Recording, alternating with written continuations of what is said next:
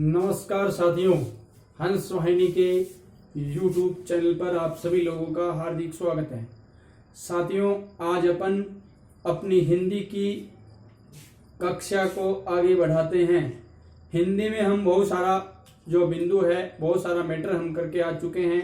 तो अब साथियों, अपन एक ऐसे बिंदु के बीच में हैं, वो अपन पढ़ रहे हैं अव्यय, यानी विकारी शब्द के बाद हमने अविकारी शब्द पढ़ा। अविकारी शब्दों को क्या कहते हैं? अव्यय। अव्यय के कितने भेद होते हैं? 4। सबसे पहले हमने पढ़ा क्रिया विशेषण अव्यय, उसके बाद समुच्चय बोधक, संबंध बोधक और विस्मयादि बोधक। तो सबसे पहले वाला हम पढ़ रहे हैं, आज उसको पूरा भी कर देंगे, क्रिया विशेषण अव्यय। और क्रिया विशेषण अव्यय के हमने 4 भाग किए थे ना। तो आज का अपना बिंदु क्या है? क्रिया विशेषण अव्यय।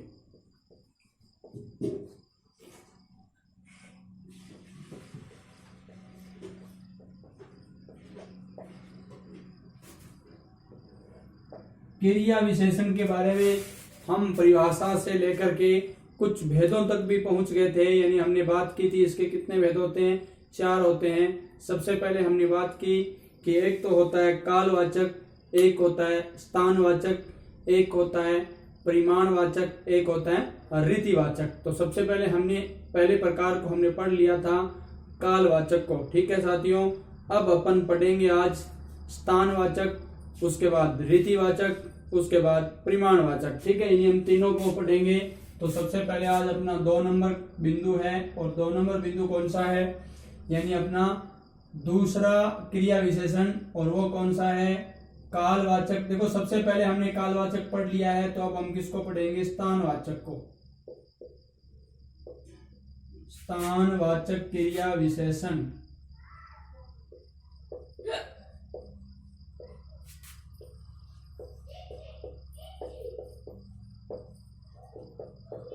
स्थानवाचक क्रिया विशेषण में हमें क्या पढ़ना है?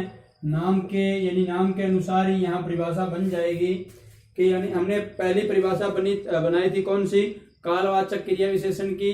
ये बनाई थी कि जिस विशेषण में, जिस क्रिया विशेषण शब्दों से क्या होता है कि क्रिया के घटित होने के काल का, है ना, काल बताता है, क्रिया के घटित होने का जो काल बताता है वही क्या है? कालवाचक क्रिया विशेषण है। तो यहाँ पर क्रिया के घटित होने का क्या बताएगा? स्थान। हमें पता है कि कोई भी क्रिया, है ना, कोई भी क्रिया होगी तो वो या तो किसी स्थान पर होगी, है ना, या तो वो किसी क्या स्थान पर, हमें पता है पक्की किसी स्थान पर होगी, या वो किसी समय पर होगी, यानी समय में मतलब कालवाचक, या वो क्या होगा, यानी जो क्रिया होगी तो वो कितनी मात्रा में होगी। तो हमें पता है हम मात्रा को क्या कहते हैं? परिमाण कहते हैं, है ना। तो अब हमारे पास एक ही बचा, या फिर उसके होने का कोई ढंग होता है या कोई तरीका होता है।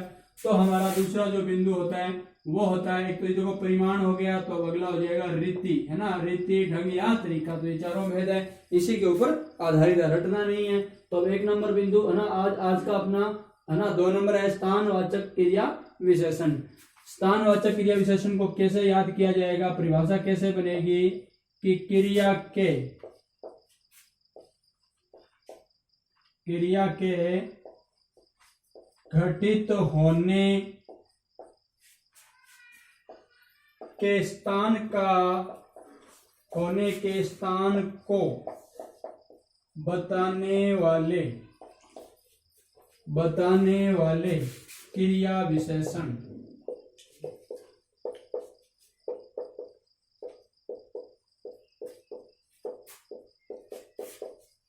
बताने वाले क्रिया विशेषण क्या कहलाते हैं भाई? स्थानवाचक क्रिया विशेषण कहलाते हैं।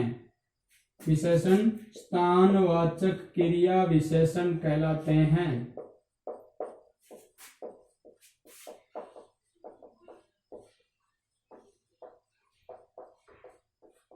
ये लो, हमने परिभाषा उसी रूप में लिख दी जैसे हम परंपरागत रूप से लिखते आ रहे हैं। अब हमें ध्यान क्या देना है? बस इसी एक शब्द पर स्थानवाचक, यानी स्थान का क्या करवाता है? बोध करवाएगा या बताएगा। किसके? क्रिया विशेषण की। ध्यान देना, क्रिया विशेषण की। हमने ये भी पहले ही पढ़ रखा है कि क्रिया की विशेषता बताने वाले शब्दों को क्या कहते हैं? क्रिया विशेषण। और अब ये जो विशेषता 4 प्रकार से, तो या तो रीति बताई जाएगी, मतलब क्रिया का ढंग, या स्थान बताया जाए क्रिया किस स्थान पर होगी, या क्रिया का काल यानी किस समय में होगी, या क्रिया का है ना मतलब परिमाण, है ना, कहने का मतलब नाप तौल और माप, यानी क्रिया कितनी मात्रा में होती है तो वो हो जाएगा परिमाण। तो यहाँ स्थानवाचक क्रिया विशेषण हमने लिखा कि क्रिया के घटित होने के स्थान को बताने वाले क्रिया विशेषण स्थानवाचक क्रिया विशेषण कहलाते हैं। तो साथियों अब हमें यहाँ देखना है, जैसे आप कोई भी उदाहरण ले सकते हो, स्थान का बोध आया है तो आप लोग स्थान से संबंधित कितने ही उदाहरण हैं आपके दिमाग में आ सकते हैं। जैसे मैंने लिख दिया राम वहां पर रहता है,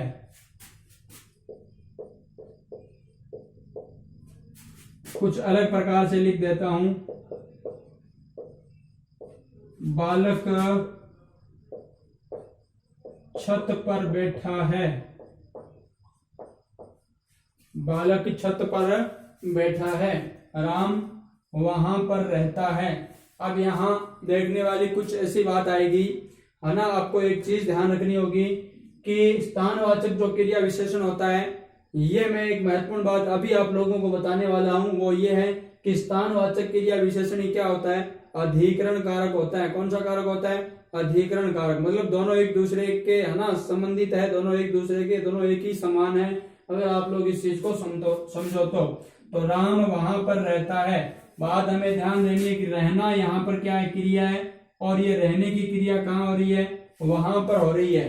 कहाँ हो रही है, वहां पर हो रही है, ठीक है। तो राम वहां रहता है, ठीक है। इसी प्रकार बालक छत पर बैठा है, यानी बालक किसके ऊपर बैठा है, छत पर, यानी बैठने की जो क्रिया वो कहाँ पर हो रही है, छत पर हो रही है। तो मित्रों यहाँ तो ये आपका क्या हो गया, छत, ठीक है। ये अधिकरण कारक होने की वजह से ये आपका कर्ता हो गया बालक, ये छत अधिकरण कारक होने की वजह से क्या हो गया, ये भी आपको ध्यान रखना है, अधिकरण कारक होने की वजह से ये क्या हो गया आपका स्थानवाचक क्रिया विशेषण, और बैठना यहाँ हमारी क्या है, क्रिया है। इसी प्रकार क्या होता है, क्रिया की विशेषता कौन बताता है, छत पर, स्थान का बोध करवा रहा है, क्रिया कहाँ हो रही है, छत के ऊपर, मतलब क्रिया के स्थान का बोध करवा रहा है। तो यहाँ कौन सा हो गया कि ना अपना स्थानवाचक क्रिया विशेषण। इसी प्रकार राम वहां पर रहता है, राम कहाँ रहता है, वहां पर। तो राम इस वाक्य का क्या हो गया, कर्ता हो गया, और वहां स्थान का बोध करवा रहा है। लेकिन उससे पहले आप लोग ये देखो, रहना क्रिया है, और रहना क्रिया कहाँ हो रही है, और वहां पर। तो ये अधिकरण कारक है, क्या है भाई, अधिकरण कारक भी है। अगर आप लोग इसे अधिकरण कारक नहीं लिखो तो आप लोग लिख सकते हो इसे क्रिया विशेषण।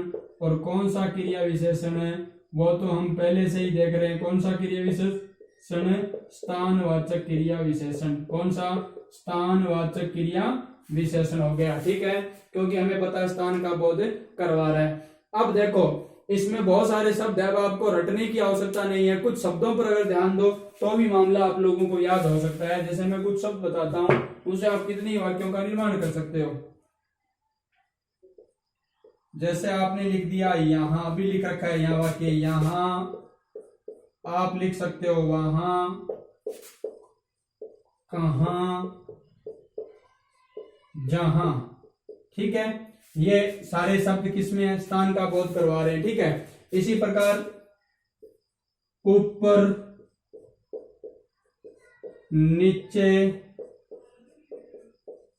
बाहर, अंदर, भीतर,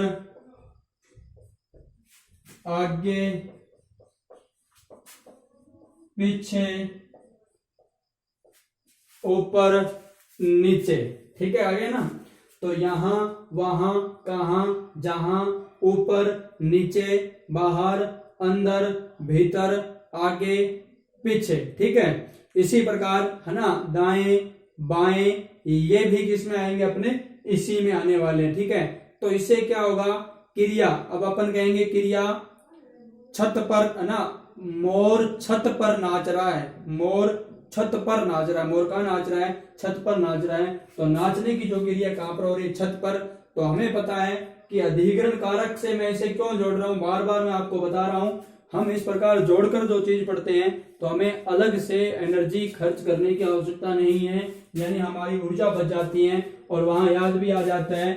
आप लोगों को पता है कि हमारा एक कारक है जिसका नाम क्या है, अधिकरण कारक, और ये अधिकरण कारक है ना, यानी किसी है ना जो क्रिया जहां संपन्न होती है उसके स्थान का ही बोध करवाता है ना। इसकी विभक्ति का चिन्ह भी आप पढ़कर आ रहे हो, में या पर, ठीक है, और कई जगह पे का भी प्रयोग किया जाता है। तो ये इसकी क्या है, विभक्ति चिन्ह है। तो हमें पता है में और पर जहां भी आएगा अधिकरण कारक आएगा, और अधिकरण कारक ही क्या है, अधिकरण कारक ही क्या है, स्थानवाचक क्रिया विशेषण है, या स्थानवाचक क्रिया विशेषण ही क्या अधिकरण कारक है। ये बात आप नोट कर लेना, और इससे बाहर कभी ये जा ही नहीं सकता।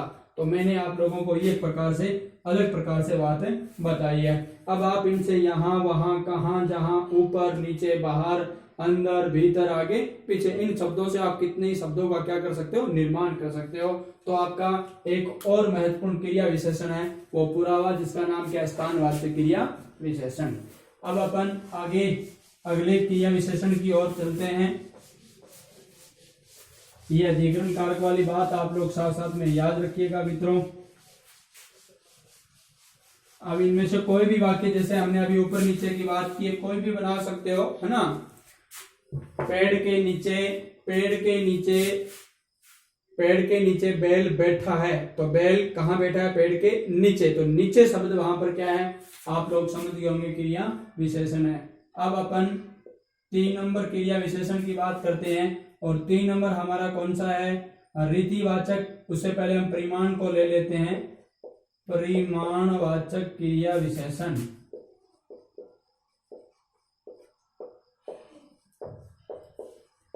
परिमाणवाचक क्रिया विशेषण साथियों में विशेषकर आप लोगों के लिए, यानी जो परमानेंट देख रहे हैं, रेगुलर देख रहे हैं, उन लोगों के लिए मैंने ये है ना लंबी क्लासें हैं, हर एक चीज को मैं छोड़ नहीं रहा हूं।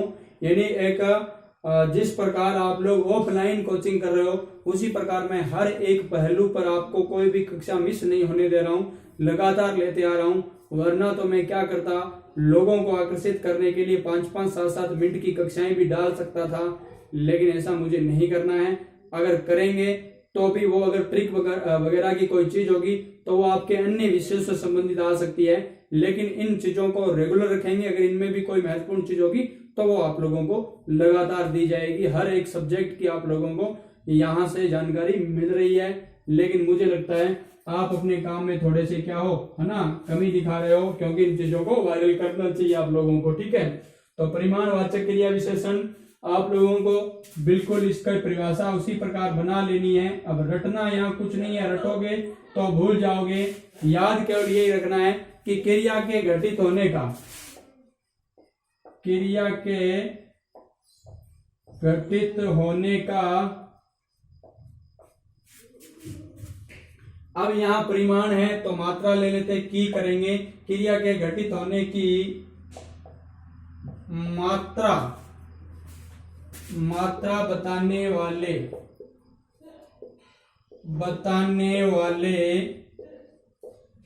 क्रिया विशेषण, मात्रा बताने वाले क्रिया विशेषण क्या कहलाते हैं भाई, हमें पता है परिमाणवाचक क्रिया विशेषण कहलाते हैं। परिमाणवाचक क्रिया विशेषण कहलाते हैं, क्रिया विशेषण कहलाते हैं। ये आपकी परिभाषा हो गई। आपको बस केवल एक शब्द पर ही ध्यान देना है, परिमाणवाचक क्रिया विशेषण, क्रिया के घटित होने की मात्रा बताने वाले क्रिया विशेषण परिमाणवाचक क्रिया विशेषण कहलाते हैं। मैंने विद्यार्थियों इस परिमाण शब्द को आपको मैंने पहले भी बताया था। यहाँ पर आप लोग कभी भी क्या नहीं होना, यानी कि संदेह में नहीं आना, नहीं यहाँ पर किसी प्रकार का आप लोगों के संशय होना चाहिए, क्योंकि परिमाण शब्द और परिणाम शब्द दोनों अलग अलग है। परिणाम और देखो ये तो परिमाण हुआ और एक है अपने पास परिणाम, ठीक है। तो इसका अर्थ तो नतीजा या प्रभाव होता है, और ये परिमाण किसका सूचक है, मात्रा, नाप, माप और तौल का सूचक है, ठीक है। जब हमें ये पता है तो यहाँ परिभाषा में कोई दिक्कत नहीं आएगी। मैंने आपको बता दिया कि क्रिया के घटित होने की मात्रा, यानी क्रिया कितनी घटित होती है, क्रिया कितनी घटित होती है। जैसे आप लोग कोई भी एक उदाहरण लेके इस चीज को समझ सकते हो। जैसे आपने एक उदाहरण ले लिया कि राम, कोई भी ले सकते हो आप लोग, राम कम सोता है, राम कम सोता है।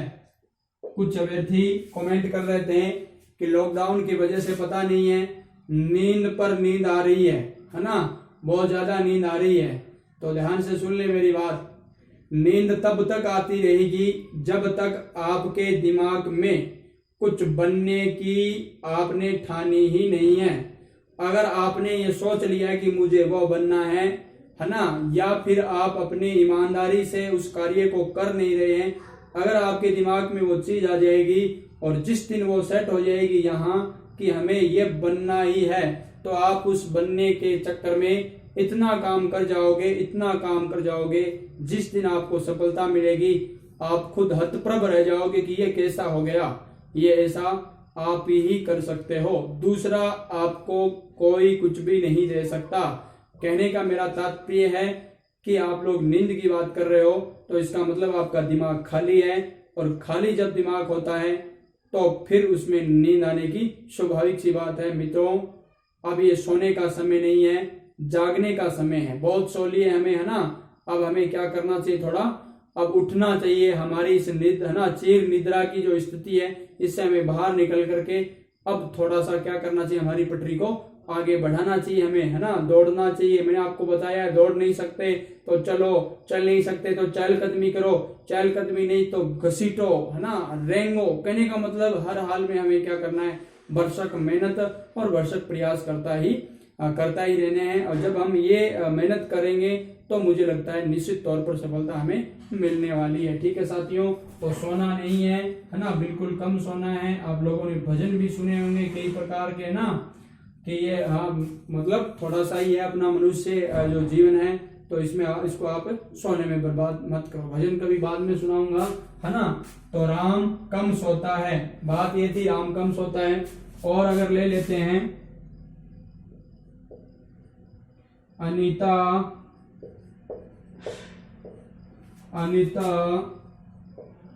अधिक पढ़ती है, अनीता अधिक पढ़ती है। तो मित्रों, इन दो वाक्यों से आप समझ जाओगे, आपको ज्यादा कुछ नहीं करना है। आपको पद परिचय आना ही चाहिए, हर हाल में आना चाहिए, क्योंकि मैं आपको बार बार बता रहा हूँ राम इस वाक्य का क्या करता है।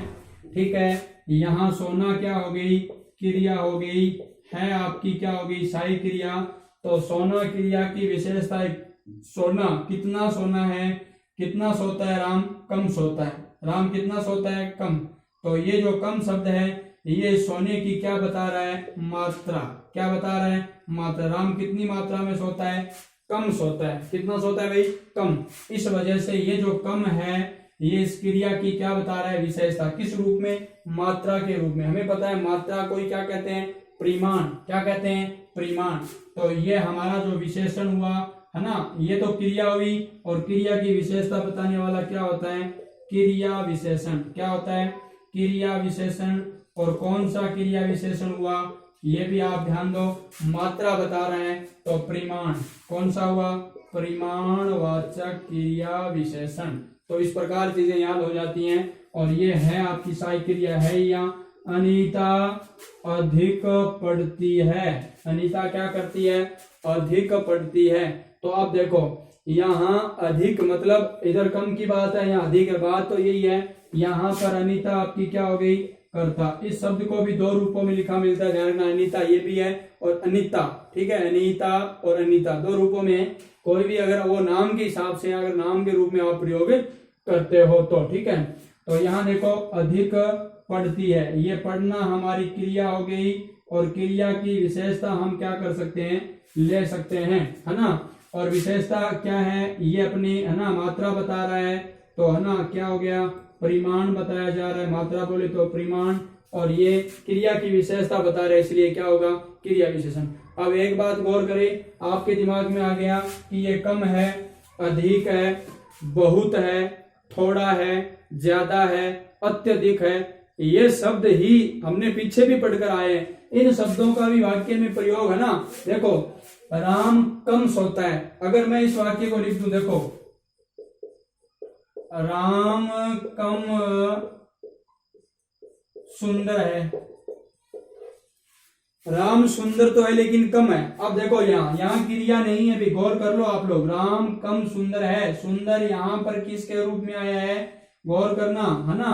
अब हम क्या करते हैं, इस चक्कर में रह जाते हैं कि सुंदर शब्द है, ठीक है, ये कम आ गया तो कम कर दो क्रिया विशेषण फटाफट। वाक्य पूछ लिया कि उपयुक्त वाक्य में, है ना, ये वाक्य किसका है, क्रिया विशेषण का है या विशेषण का है, या फिर आप लोग कुछ और भी कर सकते हो। ऐसा नहीं करना है हमें मित्रों, ध्यान देना है कि सुंदर यहाँ इसकी विशेषता बता रहा है, किसकी, राम की। सुंदर किसकी विशेषता बता रहे हैं, राम की, है ना। राम क्या है भाई, सुंदर है। इसका मतलब सुंदर राम तो इस वाक्य का क्या हुआ, यानी कर्ता हो गया, संज्ञा या सर्वनाम। और संज्ञा या सर्वनाम की विशेषता बताता है वो क्या कहलाता है, विशेषण। तो ये जो सुंदर है कम सुंदर है, तो मतलब अब ये सुंदर तो विशेषण हो गया लेकिन कम, तो विशेषण की ही विशेषता, कितना सुंदर है, कम सुंदर है, या बहुत सुंदर है ना, बहुत सुंदर है। तो मतलब विशेषण की विशेषता बताने वाले को क्या कहते हैं, प्रविशेषण। क्या कहते हैं, प्रविशेषण। तो ये शब्द अगर इस प्रकार भी आ सकते हैं वाक्य में, लेकिन अगर क्रिया के साथ आ रहे हैं तो आप लोग सोचना, क्रिया की विशेषता बता रहे हैं तो क्रिया विशेषण होंगे। इसी प्रकार पढ़ना क्रिया कितनी हो रही है, अधिक मात्रा में हो रही है, मात्रा बोले तो परिमाण, तो परिमाणवाचक क्रिया विशेषण। यहाँ अपन ऐसा भी लिख सकते थे, है ना, ऐसा भी लिख सकते थे कि संगीता बहुत सुंदर है, संगीता बहुत सुंदर है ना। तो आप लोग जैसे भी कोई शब्द काम लोगे तो इसका मतलब अगर वो सुंदरता की ओर इशारा कर रहा है, अगर आप सुंदर न लेकर के, है ना, बदसूरत की बात करो, भद्दा करो, जो भी करो, किसी भी प्रकार करो, तो भी आप वहां पर अगर क्रिया के अनुसार, क्रिया के साथ आ रहा है तो क्रिया विशेषण, अगर विशेषण के साथ प्रयुक्त हो रहा है यानी उसकी विशेषता बता रहा है तो परविशेषण। तो ये बात भी आप समझ चुके होंगे। कुछ शब्द हैं मैं आप लोगों को बता देता हूं, इससे आप लोगों को थोड़ी आसानी हो जाएगी, है ना। शब्द कौन से है, यही तो है अपना, जैसे कम, ज्यादा, अधिक, कम, ज्यादा, अधिक, थोड़ा। थोड़ा अकेला भी आ सकता है, थोड़ा थोड़ा भी आ सकता है, डबल बार आ सकता है, ठीक है। कम, ज्यादा, अधिक, थोड़ा, बहुत, बहुत, ठीक है। इस प्रकार के शब्द जब आप लोगों को कहीं देखने को मिल जाएं तो आप लोग सोच लेना, वहां पर आपका, यानी कि आपके लिए ये मतलब बताया जा रहा है कि वहां पर परिमाणवाचक क्रिया विशेषण वहां पर काम करने वाला है।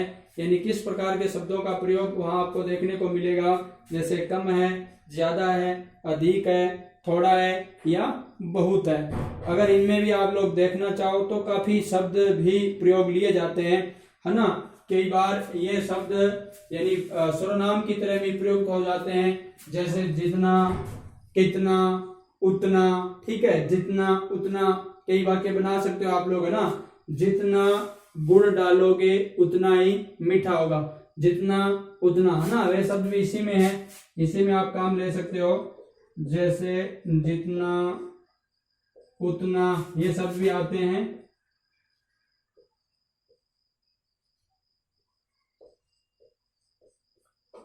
जितना, है ना, जितना गुड़ डालोगे उतना ही मीठा होगा। जितनी मेहनत करोगे उतनी ही सफलता, है ना, अच्छी मिलेगी। तो कहने का मतलब जितनी उतनी। तो ये शब्दों पर भी आप लोग क्या करना, गौर करना। अगर इस प्रकार के शब्दों की आपको पहचान आती है तो आपको कोई दिक्कत होने वाली है नहीं। तो हमारा एक और विशेषण है वो पूरा हुआ, जिसका नाम क्या है, परिमाणवाचक विशेषण है। आप इसकी क्या ले सकते हो, स्क्रीनशॉट ले सकते हो।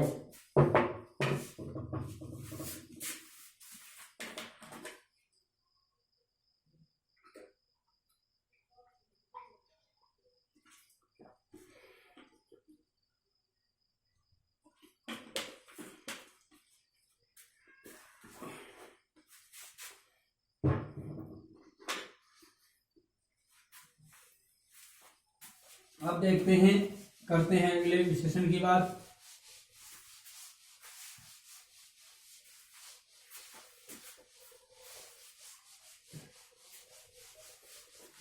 विशेषण के अंतिम बिंदु तक हम पहुंच गए हैं और अंतिम हमारा बिंदु ये है 4 नंबर अपना कीजिए विशेषण, और वो बचा कौन सा है? रीतिवाचक क्रिया विशेषण। क्रिया विशेषण, रीतिवाचक क्रिया विशेषण की जब भी बात की जाएगी, एक बात आप लोग ध्यान रखना, क्या याद रखोगे? बस वही बात है ना, क्या जो आपने इस शब्द से ही सीख ली है, क्रिया के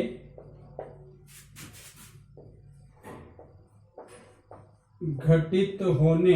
अगर आप घटित न लिखो, होने लिखो तो भी ठीक है, ठीक है। तो क्रिया के घटित होने की रीति, ठीक। आप इसी जगह एक शब्द काम ले सकते हो, ढंग। क्या काम ले सकते हो? ढंग। इसी जगह आप एक शब्द काम लिख सकते हो, तरीका। क्या ले सकते हो? तरीका, ठीक है। यानी क्रिया के होने की रीति, ढंग व तरीका बताने वाले, तरीका बताने वाले, बताने वाले क्रिया विशेषण।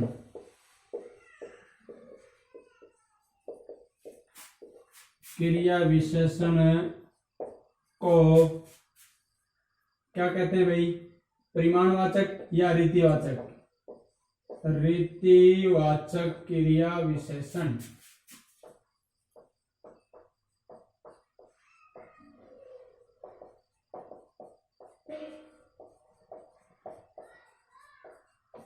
हो गई परिभाषा पूरी। परिभाषा के साथ चीजें भी लगभग पूरी हो गई, क्योंकि यहीं से सब कुछ है। रीतिवाचक क्रिया विशेषण, बात हमें ध्यान देनी है, इस रीति शब्द पर ही गौर करना है। रीति का अर्थ क्या हो गया, है ना? रीति ढंग, मतलब क्रिया किस ढंग से संपन्न हो रही है, या तरीका, यानी क्रिया के संपन्न होने का तरीका क्या है, वही आपका कौन सा है? रीतिवाचक क्रिया विशेषण। तो सबसे पहले आप लोग इसी से संबंधित कोई 1-2 उदाहरण लेकर के आप इससे समझ सकते हो, और ज्यादा आप लोगों को यहाँ दिक्कत आने वाली है नहीं, क्योंकि जब हम इसके बारे में पढ़ते हैं रीतिवाचक के, तो ना साधारण मतलब बहुत ही कम समय में हम इसको समझ सकते हैं, क्योंकि इसके लिए कोई ज्यादा तो उदाहरण भी नहीं रखे हुए इनके लिए। तो देखो, जैसे कि अपन बात करें, बात किसकी कर रहे हैं? रीति की। तो मैंने एक शब्द लिख दिया, है ना? क्या लिखा? महेश अचानक आ गया।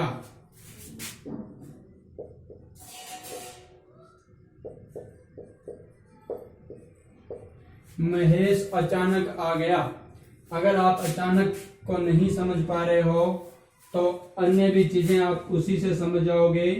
इसी प्रकार अगर आपने लिख दिया कि सरिता धीरे धीरे चलती है,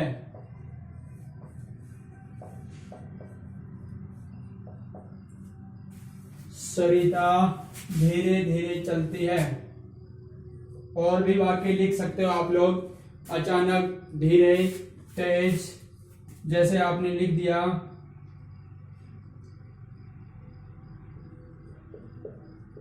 बंस तेज दौड़ती है।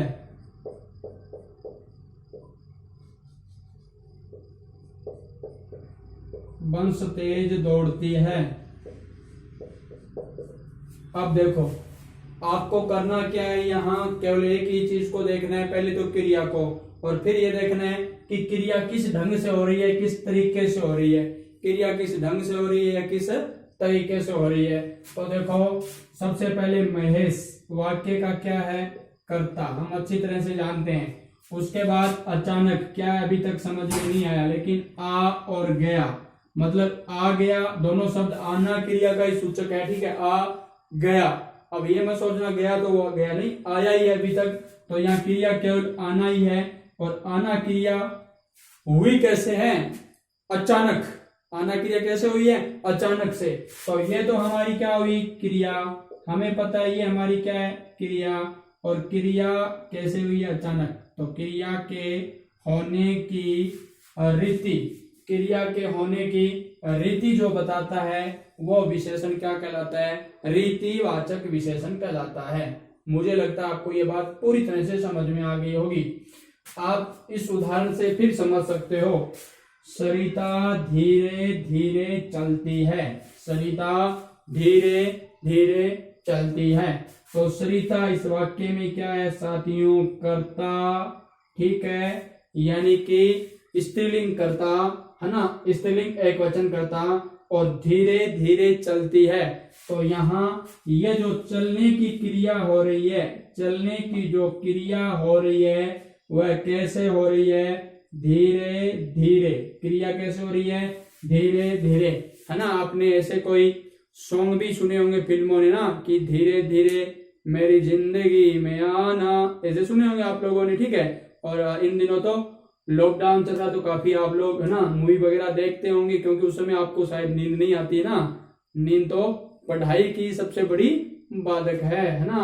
आलस्यानाम मनुष्यानाम महान रिपु, ठीक है। सबसे बड़ा दुश्मन यही है। जिस दिन आप छोड़ दोगे तो मुझे ऐसा लगता है आप तीव्र गति से सफलता की ओर अग्रसर हो जाओगे। तो सरिता धीरे धीरे चलती है। सरिता क्या कर रही है? धीरे धीरे, है ना। क्रिया कैसे हो रही है? धीरे धीरे। तो क्रिया की विशेषता क्रिया विशेषण, और क्रिया की विशेषता किस प्रकार से, यानी कि उसकी रीति होने के ढंग बताया जा रहा है। ढंग कैसे है? धीरे धीरे चलने का, है ना। आप देखो अपनी भाषा में कोई चल है, ठीक है, चलने का कोई क्रिया, आप इनका देख किया चल है ना। हप्पड़ हप्पड़ चल है, एया चल है, बेया चल है, ठीक है। सरपट, फटाफट, है ना। अचानक, देखो ऐसे भी हो सकता है। बहुत महत्वपूर्ण है। इस प्रकार सब इस प्रकार भी हो सकते हैं। सड़कों पर गाड़ियां सरपट दौड़ रही है,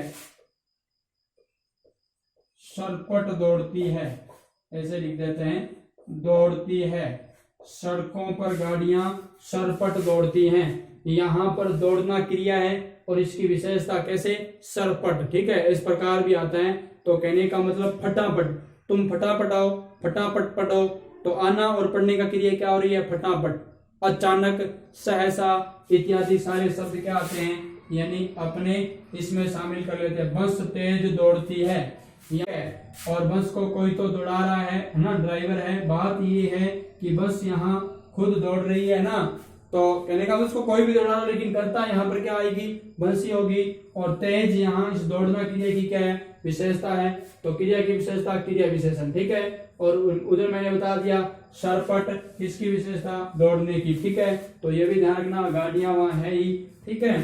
सड़कों पर अधिकरण कारक है ही, ये भी ध्यान रखना। सड़कों पर, यहाँ अधिकरण है, यहाँ पर क्या है? अधिकरण है। अब कई लोग क्या करेंगे, इस वाक्य को देखते हैं कि बताया ना पर आ गया, और पर सर ने कह दिया था कि पर अधिकरण कारक का चिन्ह है, तो इसमें अधिकरण कारक। अरे भाई देखो तो सही, यहाँ क्रिया से इस सड़कों पर कोई ताल्लुक नहीं है।